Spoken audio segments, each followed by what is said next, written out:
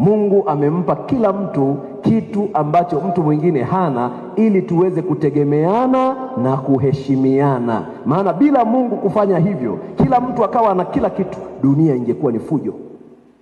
Yaani kuna watu wangepewa madaraka, wakapewa pesa, wakapewa wake wazuri, wakapewa watoto, wakapewa wangetusumbua sana duniani hapa.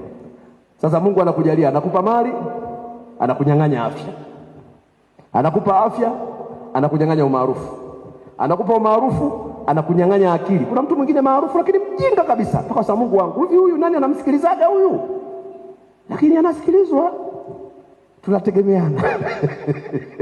Tunategemeana.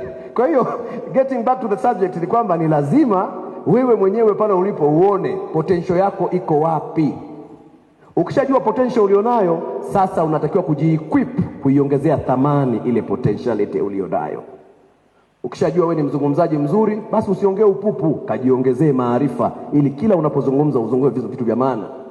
Umejua potential yako iko kwenye kuimba, sasa katunge mashairi ambayo ukiyapeleka sokoni muziki wako utakwenda. Umeshajua wewe ni mtu wa elimu, angalia ni namna gani sasa unapambana katika njia za elimu mpaka ufikie level ambayo utatumainiwa na watu wengi katika kutoa hiyo elimu. Si mnanielewa vizuri Kwa lazima ujue potential yako, na baada ya kujua potential yako uiongezee thamani potential yako. Jambo ambalo wengi hatufanyi, tunalima kawaida, tunaimba kawaida, tunacheza kawaida bila kuongeza thamani ya kile ambacho tumebaini tunacho. Kwa umebarikiwa kipaji, umebarikiwa ujuzi, umebarikiwa maarifa, lazima uyaongezee thamani.